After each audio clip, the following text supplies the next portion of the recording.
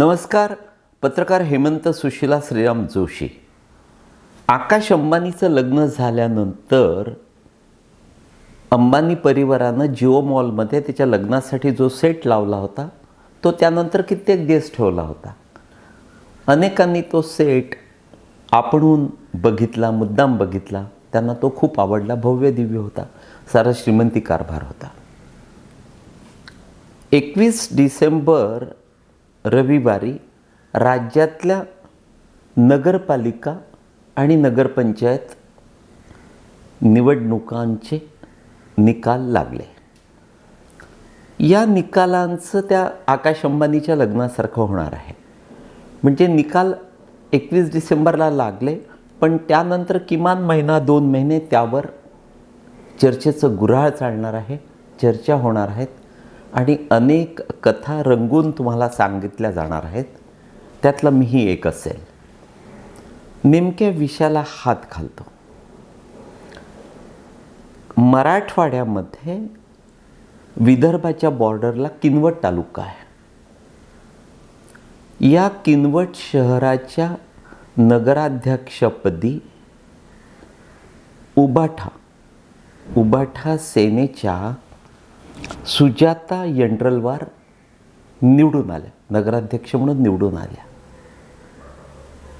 त्या स्वतः निवडून आल्या आणि त्यांनी आपल्या सोबतीनं त्यांच्या आघाडीचे चक्क 10 नगरसेवक निवडून आणले. वरून ज्या अपक्ष नगरसेवकाला त्यांनी मदत केली तो देखील त्यांना येऊन मिळाला. वरकरणी तुम्हाला हा सारा प्रकार सहज वाटत असेल. यात काय बोलायचं हेमंत जोशींना, तुम्हाला नेमकं ते वाटलं असेल.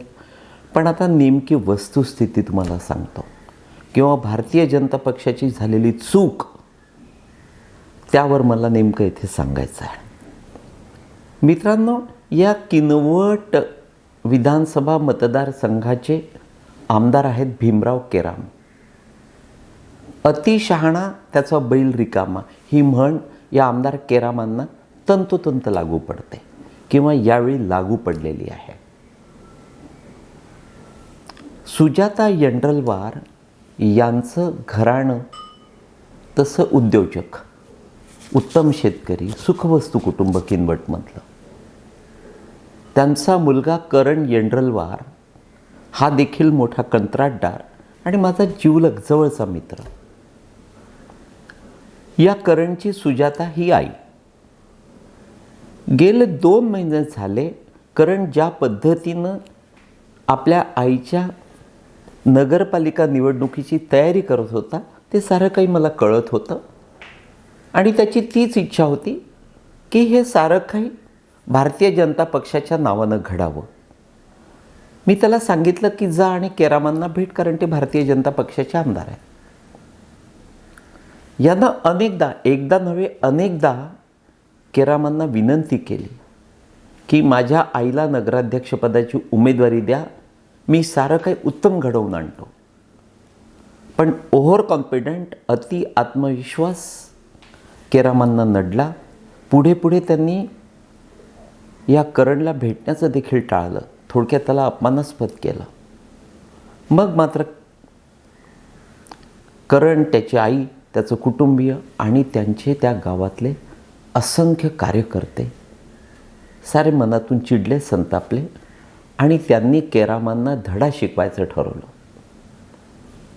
किनवटमधली ही निवडणूक भारतीय जनता पक्षाचा उमेदवार व्हर्सेस करणची आई असा नव्हता, तर हा संघर्ष थेट एका आमदाराविरुद्ध होता, जो आमदार स्वतःला अतिशहाणा समजत होता.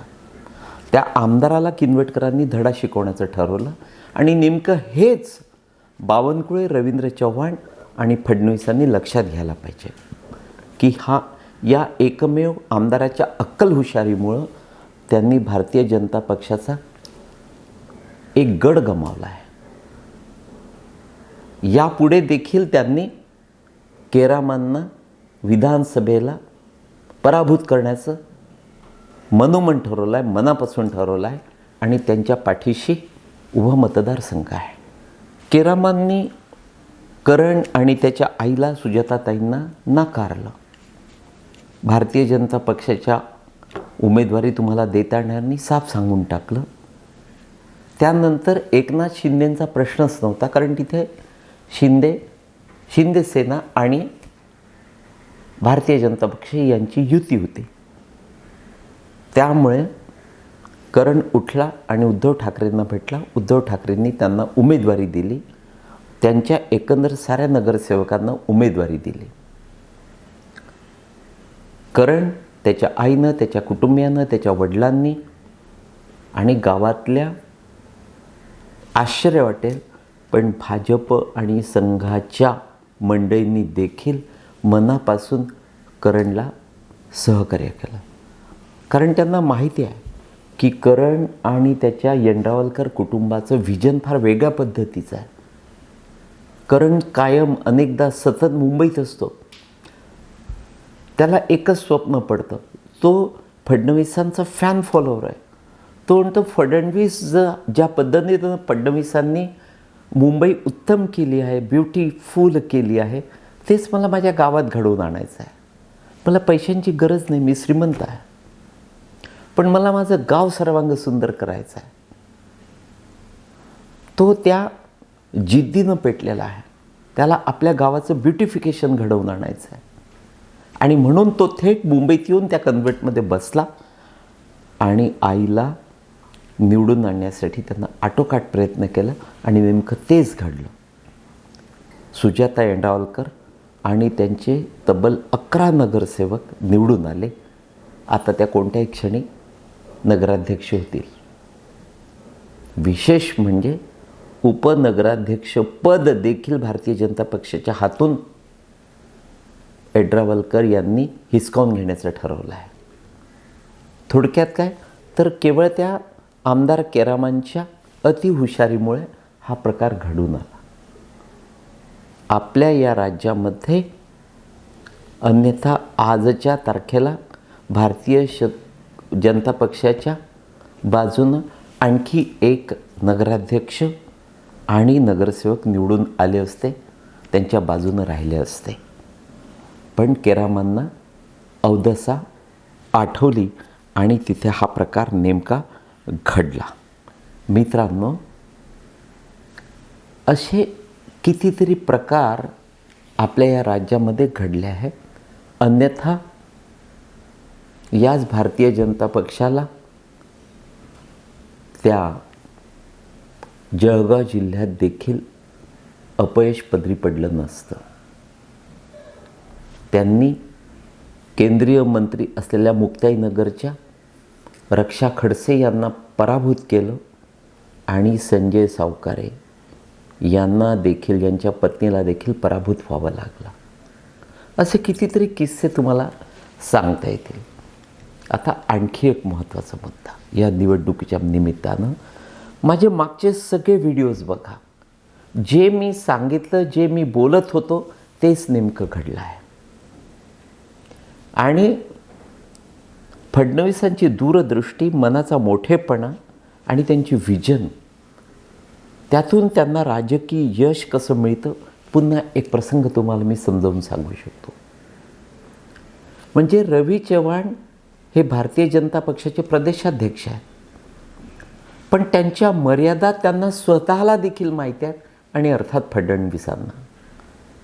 आपण नवखे आहोत. संघटनेच्या बाबतीत अजून आपल्याला महाराष्ट्र हवा तसा पाठ नाही, तो पालथा घातलेला नाही. त्यामुळे रवींद्र चव्हाण 4 पावलं मागे येत कायम त्या चंद्रशेखर बावनकुळे यांचा शर्ट पकडून त्यांच्या मागे मागे जात असतात. आणि त्या दोघांमधलं सामंजस्य, मैत्री आणि एकमेकांना सहकार्य हे करण्याचं घडवून आणलं ते फडणवीसांनी. तुम्ही दोघे माझे उजवे डावे हात आहेत. आपल्याला राज्यामध्ये यश मिळवणं अजिबात कठीण नाही. आधी नगरपालिका, नगरपंचायत आणि त्यानंतर महानगरपालिका. आपल्याला त्या बावनकुळेच्या खांद्यावर बंदूक ठेवून अनेक कामं करून घ्यायची आहेत. आणि पुन्हा तेच मी तुम्हाला सांगत होतो की मुख्यमंत्र्यानंतर जर सर्वाधिक महत्त्वाचं कुठलं खातं असेल तर ते आहे महसूल खातं, जे चंद्रशेखर बावनकुळे यांच्याकडे आहे. त्या खात्याचा आणि आधी प्रदेशाध्यक्ष म्हणून प्रचंड अनुभव, अतिशय कष्टातून घेतलेला बावनकुळेंनी अनुभव, तो अनुभव आणि हे महसूल मंत्रीपद त्याचा पूर्णतः उपयोग करून घेतला असेल तर कष्टाळू आणि चाणाक्ष बावनकुळे यांनी. आपण रवी चव्हाणांपेक्षा वरचढ आहोत म्हणून त्याला कधीही बावनकुळेंनी अपमानित केला नाही. त्या तिघांची एकमेकांमध्ये सलग आणि घट्ट मैत्री आहे. ते दोघंही फडणवीसांचे पाईक आहेत, शिष्य आहेत, शिलेदार आहेत, सैनिक आहेत. आणि त्यातूनच बावनकुळेंनी या नगरपालिका निवडणुकीमध्ये भारतीय जनता पक्षाला आपल्या राज्यामध्ये जे प्रचंड यश मिळालं त्यात सिंहाचा वाटा होता. तुम्ही बघा, 21 डिसेंबरला दिवसभरामध्ये ज्या ज्या ठिकाणी मुख्यमंत्री फडणवीस बोलले त्या प्रत्येक बोलण्यातून त्यांनी प्रामुख्यानं रवी चव्हाणांच्या संगतीनं किंवा त्या पाठोपाठ उल्लेख केला तो चंद्रशेखर बावनकुळे यांचा. अर्थात साऱ्याच सहकार्यांचे त्यांनी आभार मानले, पण त्यांनी विशेष उल्लेख केला तो बावनकुळे यांचा. बावनकुळेंनी आपली नेमकी ताकद, आपली बुद्धिचातुर्य आणि कार्यकर्ते जोडण्याची, नेते जोडण्याची त्यांची कला, त्यातलं नैपुण्य त्यांनी राज्याला, भारतीय जनता पक्षाला, महायुतीला आणि खुद्द फडणवीसांना दाखवून दिलं. त्या पलीकडे जाऊन सांगतो की जेव्हा या साऱ्या यशाबद्दल 21 तारखेला रात्री अमित शहा यांचा अभिनंदन करणारा फोन फडणवीसांना आला, त्यांनी फडणवीसांना आपणहून सांगितलं की माझ्यातर्फे बावनकुळेंचं देखील अभिनंदन करा. आता आणखी एक महत्त्वाचा विषय मित्रांनो, की या दिवसामध्ये चंद्रपूरचे सुधीर मुनगंटीवार मनापासून अस्वस्थ आहेत, नाराज आहेत. कारण उघड आहे, त्यांनी आपणहून ते बोलून दाखवलं आहे, ते मी सारं तुम्हाला सांगणार आहे. पण थेट चंद्रपूर जिल्ह्यामध्ये वडेट्टीवार यशस्वी झाले आणि चंद्रपूर जिल्ह्यामध्ये भारतीय जनता पक्षाला पर्यायानं सुधीर मुनगंटीवार यांना मोठं अपयश मिळालं. ते अस्वस्थ आले. 21 तारखेला दिवसभर त्या अस्वस्थ मनानं ते बोलत होते.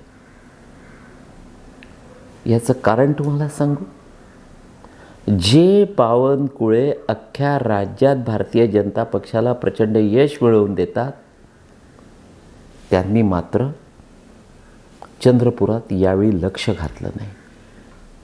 किंबहुना ती चूक मुनगंटीवारांची. त्यांनी बावनकुळेंना आपल्या जिल्ह्यात ढवळाढवळ करू दिली नाही. त्यामुळे नेमका चुकीचा निरोप गेला. कारण भारतीय जनता पक्षाचे या राज्यातले सारेच्या सारे, विशेषतः विदर्भातले फडणवीस गडकरींच्या पाठोपाठ बावनकुळेंचे फॅन फॉलोअर आहेत. त्यांनी त्यातूनच मुनगंटीवारांचं नेतृत्व नाकारलं आणि बावनकुळेंना डोक्यावर घेतलं. त्यामुळे त्या दोघांच्या भांडणात, नाराजीत फायदा झाला तिसऱ्याचा, काँग्रेसचा, वडेट्टीवारांचा. वडेट्टीवार पुन्हा एकदा मोठे झाले कारण त्यांचे उमेदवार निवडून आले. अर्थात मुनगंटीवार विषय इथे संपत नाही, त्यावर पुन्हा उद्या मी सांगणार आहे. तूर्त एवढंच मित्रांनो, नमस्कार.